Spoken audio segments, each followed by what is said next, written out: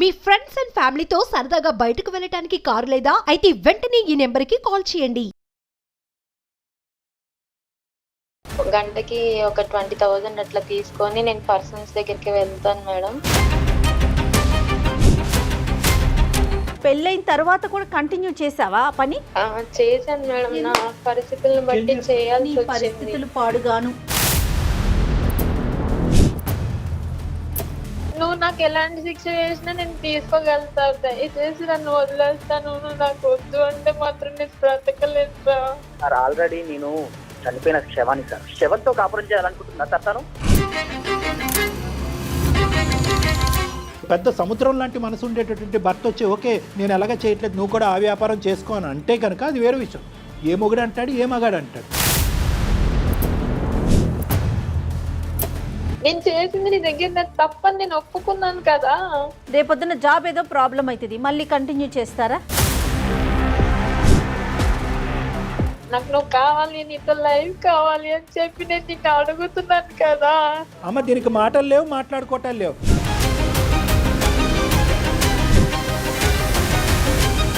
అసలుకి రోడ్డు మీద ప్రతి ఒక్కరిని అందరిని చూస్తున్నా. నా భార్య తన దగ్గరికి వెళ్ళిందా? కర్మండి, చచ్చిపోవటం బెటర్ దానికంటే. మనసుంటే మార్గం ఉంటుంది. చదువు లేని వాళ్ళందరూ ఇదే వృత్తిని తీసుకుంటున్నారా చెప్పు? జెన్యున్ గా ఉండాలి, ఇంకా తిన్న కావాలనుకునేదంతా చెప్పేశాను. ఈ జెన్యున్ గా ఉండాలి అనే ఆలోచన ప్రేమించినప్పుడే రావాలి. నేను సంపాదించిన డబ్బులో నేను 2 ప్రాపర్టీస్ అయితే కొన్నాను సార్. 2 ప్లాట్లు కొన్నావా, 4 ఇల్లులు కొన్నావా అనేది కాదు ఇక్కడ.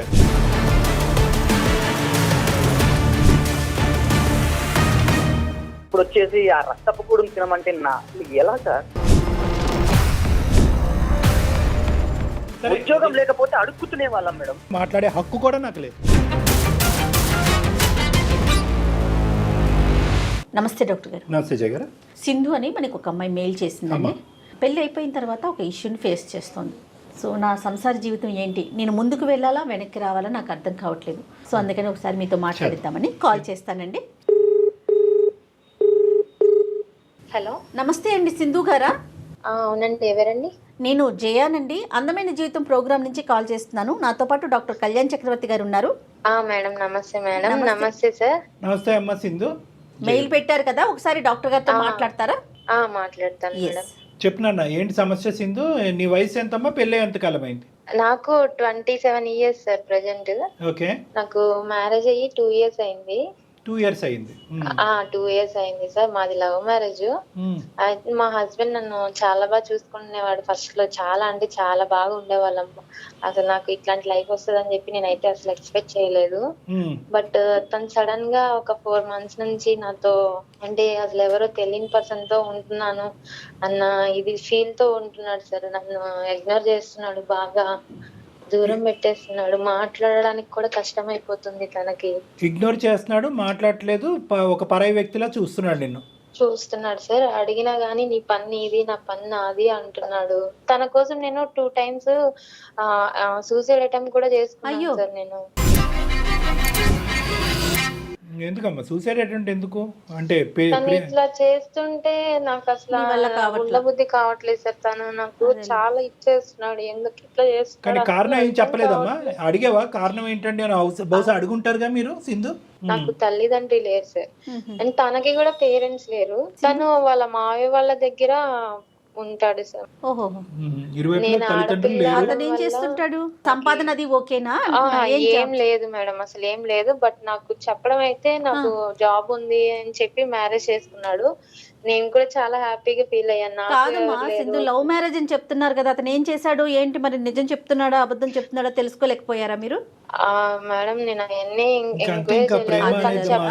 మాట్లాడే విధానాన్ని బట్టి ఇంకా ఇరు కుటుంబాలు లేకపోయేసరికి నాకు తల్లిదండ్రులు లేకపోయేసరికి నేను పెళ్లి చేసుకుంటాను అంటే వేరే విధంగా ఏం మాట్లాడకుండా సడన్ గా వచ్చి పెళ్లి చేసుకుంటాను అంటే నేను హ్యాపీగా ఫీల్ అయ్యాను మేడం.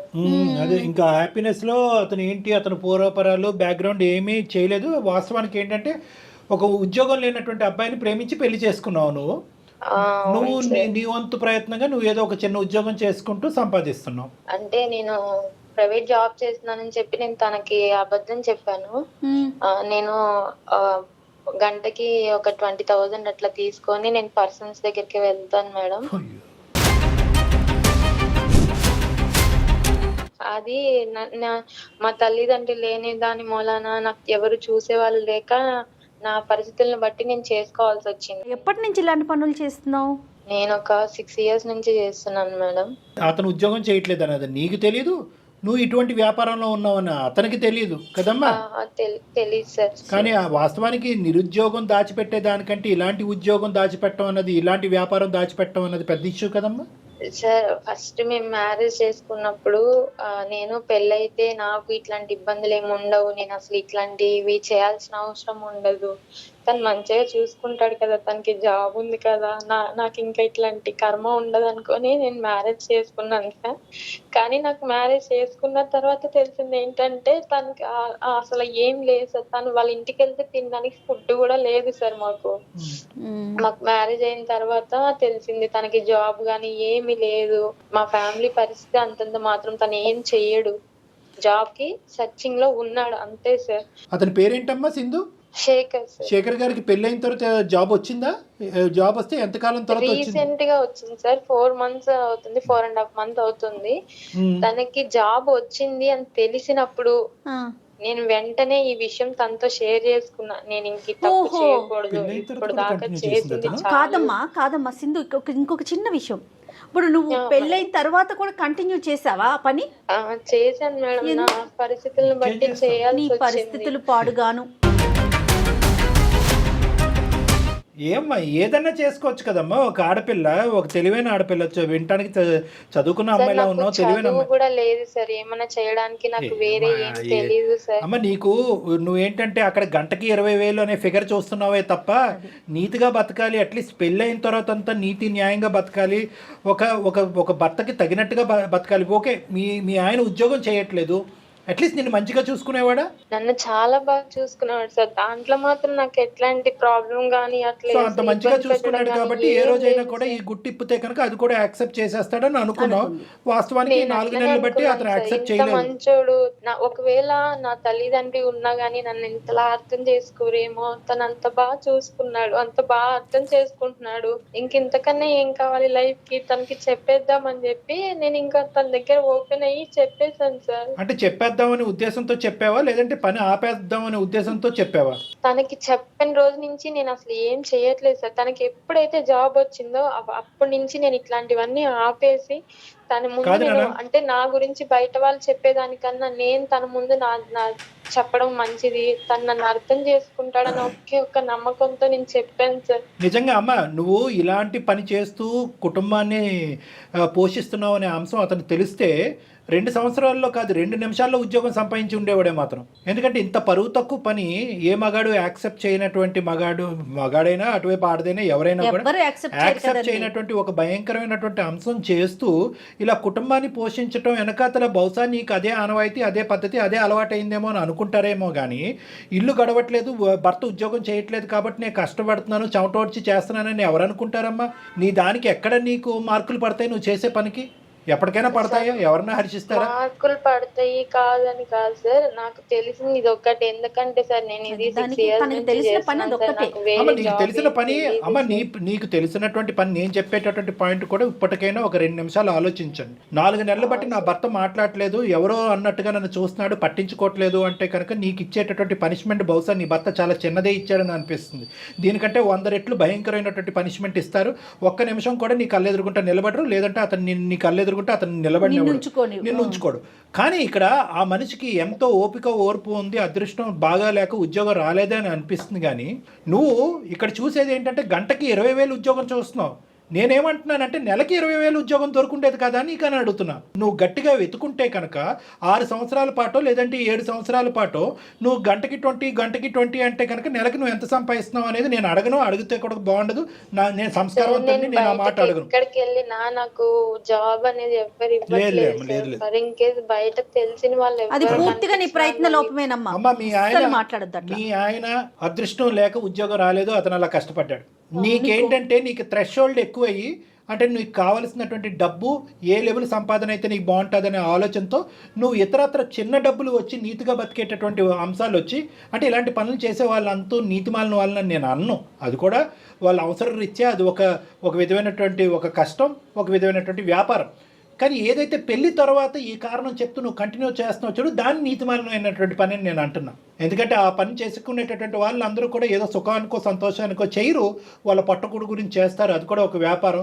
దాన్ని కూడా కొన్ని లీగల్ గా కొన్ని ఇల్లీగల్ గా. పట్టకూటి కోసమే చేసుకున్నాను సార్. నా తల్లిదండ్రి ఉంటే నాకు చదివిచ్చేవాళ్ళు, నేను ఉద్యోగం చూసుకునేదాన్ని. నాకు చదువు లేని వాళ్ళు ఎవరు బతకట్లేదమ్మా సమాజంలో. నేను దాన్ని నమ్ముకునే బ్రతికాను. అసలు ఆ మాట చెప్పొద్దు. సింధు వినాలి. 2 things ఇక్కడ. ఒకటి, పెళ్లికి ముందు నువ్వు చెప్పినటువంటి కథని నేను హర్షిస్తాను. ఓకే, చదువు లేదండి, తల్లిదండ్రులు లేదండి, పట్టకూడు గురించి అండి, బతకాలండి, తప్పదు కదండి, అక్కడి వరకు నాకు అర్థం. పెళ్ళి అయిన తర్వాత నీ ఆలోచన, నీ ఉద్యోగం, నీ వ్యాపారం, నీ అభిప్రాయం ఎంత అయితే ఇంపార్టెంటో అది సమతూగేటటువంటి విధంగా నీ భర్త యొక్క ఆలోచన కూడా అక్కడ ఇంపార్టెంట్. అదే ఒక పెద్ద సముద్రం లాంటి మనసు ఉండేటటువంటి భర్త వచ్చి ఓకే నేను ఎలాగ చేయట్లేదు, నువ్వు కూడా ఆ వ్యాపారం చేసుకో అని అంటే కనుక అది వేరే విషయం. ఏ మొగుడు అంటాడు, ఏ మగాడు అంటాడు.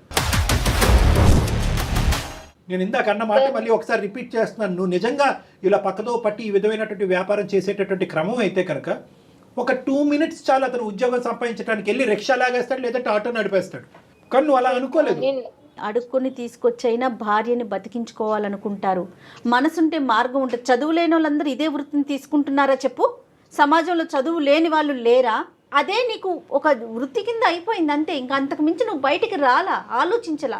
డాక్టర్ గారు అంతేనా? అంతే, వచ్చేటటువంటి కంఫర్ట్ జోన్ ఒకటే చూసుకున్నావు, కానీ దీనికి ఆల్టర్నేటివ్ ఏంటి అనేది ఇంకో నీట్గా బతకచ్చా, లేదంటే మనకు మనలాంటి స్థానంలో ఉండేటటువంటి చాలా మంది పెళ్ళైనటువంటి ఆడవాళ్ళు భర్తలు ఉద్యోగం చేయకపోతే కనుక అందరూ కూడా ఇలా పక్కదో పడుతున్నారా? సో ఇక్కడ ఏంటంటే బేసిక్గా జయ గారు నేను చెప్పేది ఏంటంటే ఇంకో డైరెక్షన్లో, నీ కష్టం మేము కాదనట్లేదు. నీ తిండి గురించి మేము ఎలా మాట్లాడుతాం, నీ పొట్టకూటు గురించి నువ్వు కష్టపడ్డాను అని అంటున్నావు. కానీ at the end of the day ఏంటంటే ఆల్టర్నేటివ్ పాత్వేస్ అనేది ఇంకో ఏమైనా ఇతరత్ర దారులు ఉన్నాయని నేను సంపాదించడానికి. ఒకప్పుడు ఇప్పటి వరకు గడిచిపోయింది, అడిగేటటువంటి వాళ్ళు లేరు, ప్రశ్నించేటటువంటి వాళ్ళు లేరు, ఇది ఒక వ్యాపారం అన్నట్టుగా నువ్వు కంటిన్యూ అయిపోయావు. ఇది భర్తకు తెలిస్తే, ఇంత ప్రేమించినటువంటి భర్త 2 నిమిషాల్లో నన్ను రోడ్డు మీద వేస్తే పరిస్థితి ఏంటి? ఎక్కడి నుంచి అయితే నా జీవితం మొదలైందో అక్కడే ఎండ్ అయినట్టు అవుతుందిగా. స్నేహం వల్లనో ఎందుకు అట్లా అయిపోయిందో నాకు అర్థం కాలేదు సార్. సరే ఇక్కడ అమ్మ, ఇప్పుడు అట్లీస్ట్ ఇప్పటికైనా నీకు కనువిప్పు కలిగింది. ఇక్కడ అదృష్టం ఏంటంటే తప్పు ఒప్పుకుంటున్నాను సార్. నాకు మా హస్బెండ్ కావాలి, తనతో లైఫ్ కావాలి అని అనుకుంటున్నాను కాబట్టి నేను మిమ్మల్ని అది అందమైన జీవితం చేతుల్లో లేదు. అది సారీ, అందమైన జీవితం డాక్టర్ కళ్యాణ్ చక్రవర్తి జయ గారి చేతుల్లో అది లేదు. ఎందుకు అంటే కనుక పర్లేదయ్యా, ఏదో పొరపాటును చేసింది, పట్టుకోడు గురించి చేసింది, కుటుంబాన్ని నిలబెట్టడం గురించి చేసింది, లేదంటే నీకు సిగ్గుంటే కనుక, నీకు ఉద్యోగం ఉండుంటే కనుక ఈ పని చేసి ఉండేదని అడగలేం. ఉద్యోగం ఉన్నా, తినడానికి తిండి ఉన్నా లేకపోయినా కూడా అతను ఆలోచన శైలిలో ఇది ఒక పనికిరాని చర్య, ఒక అసహ్యకరమైనటువంటి ఒక చర్య, ఒక బూతు చర్య. అతను పుట్టింది పెరిగింది అటువంటి వాతావరణంలో, నువ్వు పుట్టింది పెరిగింది అటువంటి వాతావరణం. చేయాలి అనుకుంటే నేను ఇప్పుడైనా దాచి తప్పు చేయొచ్చు సార్, కానీ నాకు అట్లా ఉద్దేశం లేనే లేదు. నీ కర్మమ్మ, అది ఇప్పుడు నువ్వు ఇప్పటికైనా నేను అదే చేసి ఉండేవాడిని అంటే ఏమో ఇది ఒకటి. ఇప్పటికైనా నువ్వు ఆలోచించట్లేదు. ఇప్పుడు పెళ్ళి అయిన తర్వాత ఇష్టాయిష్టాలు అనేటటువంటిది భార్యాభర్తలు ఇద్దరు చేతుల్లో ఉంటుంది. ఆ బేసిక్ కాన్సెప్ట్ నువ్వు మర్చిపోతున్నావు. ఇంటి గురించే కదా, కుటుంబం గురించే కదా, సుఖాల గురించే కదా అని చెప్పి ఏదైనా కథను తొక్కుతారమ్మా. తనకి అదే ఆలోచనలో అదే నేను చేస్తుండేదాన్ని అంటే ఇప్పటికైనా నువ్వు బయటపడాలని ఆలోచించమ్మా. నీకు ఏ స్థాయిలో ఇది ఒక పని కిందే, అంటే ఇది ఒక నీతిమాలిన పని కింద కాకుండా, ఒక చేయకూడనటువంటి పని కింద కాకుండా, ఇది ఒక పని అనే కేటగిరీలో పెట్టి దీని దగ్గర నుంచి డబ్బులు వస్తున్నాయి, ఈ డబ్బులతో మన కుటుంబం నడుస్తుందనే ఆలోచనలోనే ఉన్నాయి. కానీ ఒక థర్డ్ పర్సన్ లేదంటే ఒక సెకండ్ పార్టీ నీతో పాటు జీవితాన్ని పంచుకోవటానికి వచ్చి నిజాయితీగా నిక్కచ్చిగా చాలా ప్రేమాభిప్రాయాలతో ఉండేటటువంటి ఒక వ్యక్తి నీతో పాటు ఉన్నటువంటి వ్యక్తి ఏ విధంగా ఆలోచిస్తాడని ఆ పాయింట్ ఆఫ్ వ్యూలో చూడలేకపోతున్నాం. ఇప్పటికీ అందమైన జీవితంలో డాక్టర్ కళ్యాణ్ చక్రవర్తి ఏం చెప్తున్నాడనే యాంగిల్లో చూడలేకపోతున్నాను. నేనేం తప్పు చేశానండి, కరెక్టే కదండి, చెప్పకూడదు ఉంటే కనుక ఇప్పటికి కూడా ఎందుకు చెప్తాను. అయితే ఇప్పుడు నువ్వు బహుశా అది అనుకుంటున్నావేమో, ఇదేంటి అనవసరంగా ఇప్పుడు చెప్పాను ఆ పని ఆ పని ఈ పని ఈ పని కింద కంటిన్యూ అయిపోయింటే బాగుండేదేమో అనవసరంగా. నేను ఆ విధంగా అనట్లేదు సార్. నేను ఒకవేళ తనని ఇప్పుడు తను నాకు లైఫ్ ఇచ్చాడు, తను నన్ను మంచిగా చూసుకుంటాడు అనే నమ్మకంతో నేను తన దగ్గర ఓపెన్ అయ్యాను. నేను ఇట్లా చెప్పడమే తప్పైందా అని నేను అడుగుతున్నాను. వద్దమ్మా. చెప్పడం తప్పు కాదమ్మా, నీ వైఖరి తప్పు కాదు డాక్టర్ గారు. ఇప్పటి వరకు ఏదైనా ఒక మంచి పని చేసావు అంటే కనుక అది ఇప్పుడు చెప్పడం 4 నెలల క్రితం. దయచేసి అది అది దాని ఆ అంశం నుంచి విత్డ్రా అవ్వద్దు. డాక్టర్ గారు నాకు ఇంకొక సందేహం, ఇప్పుడు అతనికే కనుక జాబ్ రాకపోయి ఉంటే కంటిన్యూ అయ్యేదిగా? ఇది ఎల్లకాలం కంటిన్యూ అయ్యేది. అదే నేను ఏమంటున్నానంటే నీ యొక్క మార్పు కండిషనల్ అయిపోయింది. నీ మార్పు ఈజ్ ఈక్వల్ టు అతను జాబ్ రావటం. అది ఇప్పుడు మాకు కలిగేటటువంటి ఆలోచన భయం ఏంటంటే అతనికి జాబ్ రాకపోయి ఉంటే కనుక ఈ వ్యవహారం నీతిమైనటువంటి వ్యవహారం, కుటుంబం గురించి వ్యవహారం, నా భర్త గురించి నా కుటుంబం గురించి డబ్బులు సంపాదించడం తప్పేంటంటే కంటిన్యూ అయ్యి ఉండేది. రేపొద్దున జాబ్ ఏదో ప్రాబ్లం అవుతుంది, మళ్ళీ కంటిన్యూ చేస్తారా? మీకు పిల్లలు లేరు కదమ్మా? పిల్లలు లేరు సార్ మాకు. నేను ఇది చేసినప్పట్లో నేను సంపాదించిన డబ్బులో నేను 2 ప్రాపర్టీస్ అయితే కొన్నాను సార్. అది మా ఇద్దరి పేరు మీద ఉంది సార్. నేనే ఒకవేళ తనకి జాబ్ వచ్చినా రాకపోయినా ఇది మానేసి మేమిద్దరం సెటిల్ అయితే చాలు, తను నాతో ఉంటే చాలు అని అనుకున్నాను సార్. నేను నువ్వు 2 ప్లాట్లు కొన్నావా 4 ఇల్లులు కొన్నావా అనేది కాదు ఇక్కడ. వాటి బట్టి అతను ఏమి ఇప్పుడు కరిగిపోడారే అంత కష్టపడి సంపాదించినటువంటి సంపాదనతో కొన్నటువంటి ఆస్తి ఇద్దరు పేర్లు పెట్టింది అనేది కాన్సెప్ట్ కాదు. నేను బెడ్రూమ్లో పడుకున్నటువంటి నా భార్య నా పక్కనే కాకుండా చాలా మందితో పాటు పడుకుంది అనే ఒక ఆలోచన ఒక మగాడికి ఏ విధంగా ఉంటుంది అంటే కనుక అది నువ్వు 100 కోట్ల ఆస్తి తీసుకొచ్చి అతని కాళ్ళ దగ్గర వేసినా కూడా కనుకరించేటటువంటి అవకాశం ఉండదమ్మా. సో ఇది డబ్బులతో ముడిపెట్టద్దు, ఆస్తులతో ముడిపెట్టద్దు, కుటుంబ పోషణ గురించి ఒక ఆడది తీసుకున్నటువంటి దారి అనేటటువంటి ఆలోచనతో ముడిపెట్టద్దు. ఇది అన్నిటికీ భిన్నమైనటువంటి ఒక అంశం. ఇది కేవలం అతని మనసు, అతని ఆలోచన, అతను పెరిగినటువంటి విధానం, అతని వైఖరి బట్టి ఆధారపడి ఉంటుంది. ఇందాక నేను చెప్పినట్టుగా ఇంత క్లిష్టమైనటువంటి అంశాన్ని సమాజం యాక్సెప్ట్ చేయదు. ప్లస్ అందమైన జీవితం డాక్టర్ కళ్యాణ్ చక్రవర్తి ఇదిగో మార్గం బాబు శేఖర్, ఆ అమ్మాయి ఏదో తెలిసి తెలియక తప్పు చేసింది ఇప్పుడు మారింది కాబట్టి నువ్వు స్వీకరించావు చెప్పడానికి కూడా ఉండదు. ఎందుకంటే కనుక అతని జీవితంలో అతని తల్లిదండ్రులు లేనటువంటి స్థానాన్ని నీకు ఇచ్చాడమ్మా. ఇప్పుడు వాస్తవానికి ఏంటంటే అక్కడ తల్లిదండ్రులు లేరు, ఆ స్థానం ఇచ్చినటువంటి భార్య కూడా ఉన్నట్టుగానే ఉండి మోసం చేస్తుంది అనే మాట అతను అన్నప్పుడు నువ్వు మోసపోలేదు, నువ్వు కరెక్టే ఉన్నావని ఎలా చెప్తావు? చూద్దాం అతను ఎలా ఆలోచిస్తాడో, నీ అదృష్టం ఎలా ఉందో, నీ తలరాత ఎలా ఉందో. సార్ నేను నాకు నా బాధ చెప్పుకోవడానికి కూడా నాకు ఎవ్వరు లేరు సార్. నేను అందుకోసం మిమ్మల్ని మీ దాకా వచ్చి ఒక్కసారి కావాలంటే నన్ను కొట్టండి, తిట్టండి. తన ముందు నాకు ఎట్లాంటి తను నాకు ఏ పనిష్మెంట్ ఇచ్చినా నేను దానికి యాక్సెప్ట్ చేస్తాను సార్. తను లేకుండా నీకు చెప్పుకోవటానికి మా నెంబర్ దొరికింది. అతను ఎంత కుమిలిపోతున్నాడు ఈ 4 నెలలు బట్టి, ఎంత భయంకరమైనటువంటి పరిస్థితిలో ఉన్నాడు. ప్రేమించి నమ్మకంగా చేసుకున్నటువంటి భార్య కడుపు నొప్పో కాలు నొప్పో క్యాన్సర్ అంటే కనుక అది ఎక్కడన్నా చెప్పుకోవచ్చు. లేదంటే పాత బాయ్ ఫ్రెండ్తో కంటిన్యూ అవుతుందంటే కనుక అదొక ఎత్తు. బాయ్ ఫ్రెండ్లు కాదు, ఏది కాదు, ఇదే వ్యాపారం ఇదే వృత్తిలో ఉంది అనేటటువంటిది కడుపు ఎక్కడ చెప్పుకుంటాడు, తలెక్కడ దాచుకుంటాడు.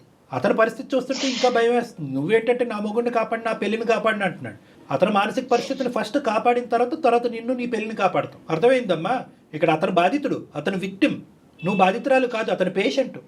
మా పెళ్ళైన తర్వాత నేను చేసే పని వల్ల తనని నేను ఎంత మోసం చేస్తున్నానని నా లోపల నేను చాలా కుమిలిపోయిన రోజులు చాలా ఉన్నాయి సార్. లేదురా నాన్న, ఎప్పుడు నాకు మోసం చేయాలన్న ఆలోచన లేనే లేదు సార్ అసలుకి.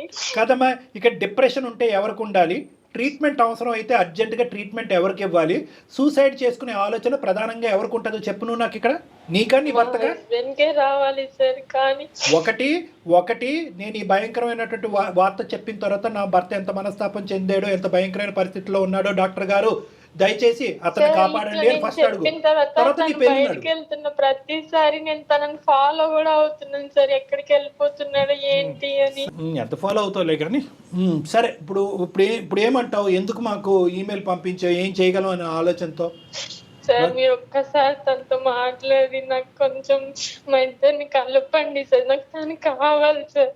అర్థమైంది నాన్న, అర్థమైంది, మాకు అర్థమైంది, నీ బాధ అర్థమైంది. ఏం చేద్దాం డాక్టర్ గారు? ఒకసారి కలుపుదాం మేడం, ఒక ప్రయత్నం అయితే చేద్దాము. ఎందుకంటే మన వరకు వచ్చిన వాళ్ళని ఎవరిని ఇప్పుడు వరకు ఖాళీ చేతితో పంపించలేదు. మనం ఫోన్ కాల్ చేద్దాము. ఇందాక ఆ అమ్మాయికి చెప్పినట్టుగానే ఇటువంటి అంశంలో పూర్తి స్థాయి గ్యారంటీ కానీ హోప్ కానీ ఇవ్వదలుచుకోలేదు. సో ఫస్ట్ అతని పరిస్థితులు ఎలా ఉందో తెలుసుకుందాం. నువ్వు ఫోన్ కలపమ్మా. आपका कॉल होल्ड पर है, लाइन पर बने रहें या कुछ देर बाद कोशिश करें. హలో ఏమండి, చెప్పు. ఎందుకు ఇట్లా చేస్తున్నావు నువ్వు? అసలు ఎలా ఉండాలి నీతో? నేను చేసింది నీ దగ్గర నాకు తప్పని నేను ఒప్పుకున్నాను కదా. నాకు నువ్వు కావాలి, నీతో లైఫ్ కావాలి అని చెప్పి నేను నిన్ను అడుగుతున్నాను కదా. కానీ నువ్వు నన్ను ఎట్లా చూస్తున్నావు? మనం కలిసి ఉన్న ఈ 2 years లో ఎప్పుడు మనం ఎంత మంచిగా ఉన్నది ఒక్క రోజు కూడా గుర్తు రావట్లేదా నీకు? చెప్పు. నా మనసు చచ్చిపోయింది అసలుకి. ఇప్పుడు మళ్ళీ నన్ను అది రికవర్ చేయమన్నా నా వల్ల కాదు. అసలు యాక్సెప్ట్ చేయలేకపోతున్నాను నీతో. అట్లా మాట్లాడుకురా ఎలా బతకాలా? ప్లీజ్ మా. అసలు ఎలా బతకాలా? నువ్వంటే నాకు ఎంత ఇష్టమో నీకు తెలీదా? చెప్పు. నువ్వుతో మాట్లాడకుండా, నిన్ను చూడకుండా నేను ఉండలేను కదా. నువ్వు కావాలని చెప్పి నేను నీ దగ్గరికి వస్తుంటే నువ్వు ఎందుకు ఇట్లా చేస్తున్నావు నన్ను? అసలుకి రోడ్డు మీద ప్రతి ఒక్కరిని అందరిని చూస్తున్నా. నా భార్య తన దగ్గరికి వెళ్ళిందా లేదా? అసలుకి ఏంటి నా భార్యను అలా చూస్తుంటే నాకే ఒళ్ళు గౌరవపడుతుంది. నేను సుమన్ టీవీ వాళ్ళని అప్రోచ్ అయ్యానంటే వాళ్ళకి మెయిల్ పెట్టాను. సార్ అండ్ మేడం లైన్ లో ఉన్నారు, ఒకసారి నువ్వు వాళ్ళతో మాట్లాడు. శేఖర్, చెప్పండి సార్. నా పేరు డాక్టర్ కళ్యాణ్ చక్రవర్తి నాన్న. సుమన్ టీవీ అందమైన జీవితం. బహుశా ఈ కార్యక్రమం గురించి నీకు తెలిసే ఉంటుంది. నమస్తే సార్. నమస్తే నాన్న. సారీ ఇటువంటి పరిస్థితుల్లో నీతో మాట్లాడవలసి వస్తుందని చెప్పి. ఎందుకంటే నీ బాధని ఎటువంటి మాటలలో వర్ణించాలో నాకైతే అర్థం కావట్లేదు. వాస్తవానికి ఈ అమ్మాయి మాకు ఈమెయిల్ చేయకపోయినా బాగుండేది. ఈమెయిల్ చేసి మా ద్వారా అంటే చాలా బలవంతంగా ఈ ఫోన్ కాల్ కలిపమ్మ అతనితో మాట్లాడదామని చెప్పి వచ్చినటువంటి బాధితులు ఉట్టి చేత్తో పంపించే సాంప్రదాయం ఆనవాయితీ మాకు లేదు కాబట్టి సరే అమ్మ చాలా అయిష్టంగా విముఖంగానే నీకు ఫోన్ కలపమని చెప్పాం. ఎందుకంటే నీ బాధ మామూలు బాధ కాదు. ఆ బాధను సరిదిద్దుకుని ఆ బాధను మర్చిపోయి అవన్నీ వెనక్కి పెట్టేసి పాస్తూ ప్రేమించినటువంటి అమ్మాయి గురించి ఎన్ని త్యాగాలన్నా చేసేసి నువ్వు ముందుకు వచ్చే అని అడగటం నాకు అసలు ఇష్టం లేదు. అది నేను సమర్థించను, అది కరెక్ట్ కూడా కాదు. కానీ ఏదన్నా ఒక తెలియనటువంటి ఒక దేవుడు నీ మనసు లోపల ఉన్నాడా? ఆ దేవుడు కాసేపు ఏమైనా దయదలిచి ఈ దిక్కును కూడా చూస్తాడనేటటువంటి ఆలోచన ఆశతో నీతో ఒక మాట అడగటానికి వచ్చాను. నేను రిక్వెస్ట్ చేయటం అనేది నా బాధ్యత కాబట్టి రిక్వెస్ట్ చేస్తాను. ఒప్పుకోవలసినటువంటి బరువు బాధ్యతలు నీ మీద లేవు కాబట్టి ఒప్పుకుంటావు లేవా అనేది నీ ఇంగితానికి, నీ ఆలోచనకి, నీ యొక్క వ్యక్తిత్వానికి వదిలేస్తాను. సార్ ఆల్రెడీ నేను చనిపోయిన శవాన్ని సార్. శవంతో కాపురం చేయాలనుకుంటున్నా సార్. తను నా వల్ల కాదు సార్. తను వద్దు సార్ నాకు. ఉందామని అడుగుతున్నాను, ప్లీజ్ ఒప్పుకో. నువ్వు నాకు ఎలాంటి శిక్ష చేసినా నేను తీసుకోగలుగుతా. దయచేసి నన్ను వదిలేస్తాను. నువ్వు నాకు వద్దు అంటే మాత్రం నేను బ్రతకలేనురా. నేను మానసికంగా చాలా చచ్చిపోయాను. నాతో అసలు మాట్లాడదు. ఇప్పుడు నువ్వు నన్ను వదిలేస్తే నాకు అదే పరిస్థితి అయిపోతుంది. నేను ఇప్పుడు చెప్తున్నాను కదా, నాకు కూడి పెట్టే వృత్తి అని నేను ఇది అనుకున్నాను. లైక్ నేను దాన్ని కూడా వదిలేసుకున్నాను. ఒకవేళ నువ్వు నన్ను వదిలేసినా నేను మళ్ళీ దాంట్లోకి వెళ్తానేమో అని నువ్వు అనుకోవచ్చు. నాకు అలాంటి ఉద్దేశం లేనే లేదు. పెళ్ళికి ముందు మీరేమో ఉద్యోగం చేస్తున్నాను లేదంటే చేయట్లేదు అనేటటువంటి అంశాన్ని దాచిపెట్టారు. ఉద్యోగం చేస్తున్నట్టుగానే నటించారు. ఒక సెక్యూర్ జీవితం మన ఇద్దరికి ఉంది అనేటటువంటి విధంగానే ఆశ చూపెట్టారు. అదే ప్లాట్ఫామ్ మీద పెళ్లి చేసుకున్నారు. ఈ అమ్మాయి ఏమొచ్చి అతి భయంకరమైనటువంటి వృత్తి చేస్తూ సరే పెళ్లి వరకు చేస్తున్నాను లేదంటే ప్రేమించేటటువంటి వరకు చేస్తున్నాను, ఇంకా ప్రేమించడం మొదలుపెట్టిన తర్వాత ఈ వృత్తిని మనం నమ్ముకోకూడదు, ఇది కరెక్ట్ కాదు అనేటటువంటిది ప్రేమించేటప్పుడు వదిలేదు. పెళ్ళి అయిన తర్వాత పెళ్ళైన 2 సంవత్సరాల వరకు వదిలేయకుండా ఇప్పుడేమొచ్చి మీకు ఉద్యోగం వచ్చిన తర్వాత ఇప్పుడు ఫైనాన్షియల్ సెక్యూరిటీ మాకు వచ్చింది కాబట్టి ఈ వృత్తి కరెక్ట్ కాదన్నట్టుగా మాట్లాడుతుంది ఆ అమ్మాయి. సో ఆ అమ్మాయిది తప్పు కాదు, తప్పున్నరా? సార్ మీరు ఇంతమందిని చూసుంటారు కదా సార్, దీంట్లో బాధితులు ఎవరు? నేనా తన అనేది మీరే చెప్పండి సార్. 1000% నువ్వే. శేఖర్ మీతో మాట్లాడక ముందే డాక్టర్ గారు ఆ మాట అన్నారు, బాధితుడు మీరే. రేపొద్దున అంత ప్రేమించినటువంటి అమ్మాయి అంత అన్యోన్యంగా మీరు 2 సంవత్సరాల పాటు హ్యాపీగా ఉండేవారు కదా శేఖర్. ఏమైంది నీకు సింధుకు మధ్య జరిగిందంటే ఏం చెప్తారు మీరు? కాబట్టి మీ సైడే మాకు ఓదార్పు ఉంటుంది, ఆలోచన ఉంటుంది. భవిష్యత్తు గురించి ఒక కార్యాచరణ ఏం చేయాలి ఏం చేయకూడదు అనేటటువంటిది మీ సైడే.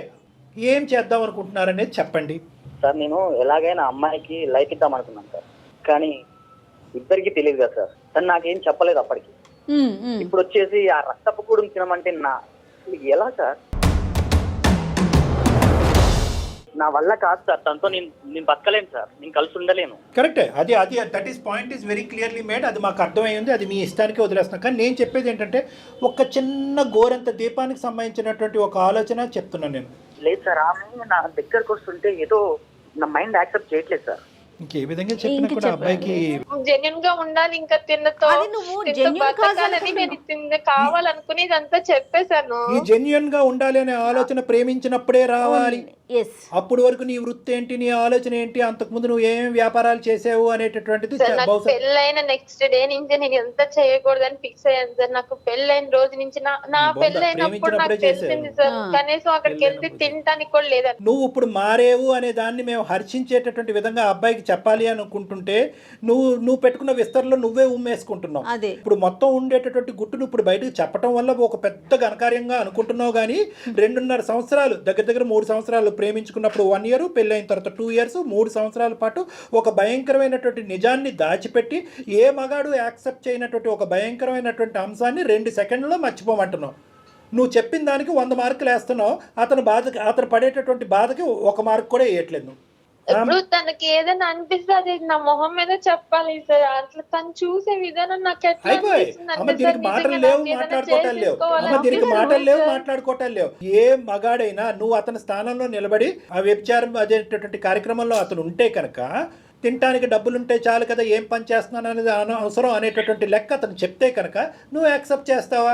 నువ్వు చేసిన పని నువ్వు సమర్థించుకుంటున్నావు, దానిలోంచి బయటికి రా ఒక్కసారి. శేఖర్, నేను ఒకటే చెప్తున్నాను, ఆ అమ్మాయి వాదన ఇలాగే ఉంటది కానీ అసలు ఇక్కడ మాట్లాడటానికి కూడా ఏమీ లేదు. ఇది కంప్లీట్ గా నెగిటివ్ గా మాట్లాడితే 2 నిమిషాల్లో కాల్ కట్ చేసి ఇక్కడే క్లోజ్ చేసేయచ్చు. ఏది మీరు ముక్కు మొహం తెలియనటువంటి వాళ్ళు అయితే కనుక నీకు ఇప్పటికొచ్చి మాట్లాడినటువంటి 4 మాటల్లో కూడా సింధు నీ మనసులో ఒక స్థానాన్ని ఏర్పాటు చేసుకుంది అనేది ఒక నమ్మకం ఉంది. అలాగే సింధుకి మీకు ఎంత అమితమైనటువంటి ప్రేమ ఉంది, ఈ పని చేసినా కూడా తనకి నువ్వంటే ఎంత అమితమైన ప్రేమ ఉంది అన్నది కూడా తన మాటలో అర్థమైంది. కాబట్టి ఈ 2 మాటలు డాక్టర్ కళ్యాణ్ చక్రవర్తి మాట్లాడుతున్నాడు, లేదంటే మాట్లాడే హక్కు కూడా నాకు లేదు. ఇక్కడ నేనేమంటున్నానంటే ఏ ఉద్దేశంతో ఆ అమ్మాయి పని చేసింది అనేది ఒక్కసారి ఆలోచించుకో. ఇల్లు గడవటానికి చాలా కష్టమైనటువంటి పరిస్థితి. నువ్వు కష్టపడట్లేదు అంటే కనుక అన్ని విధాలుగా కష్టపడి ఉద్యోగం రానటువంటి పరిస్థితి.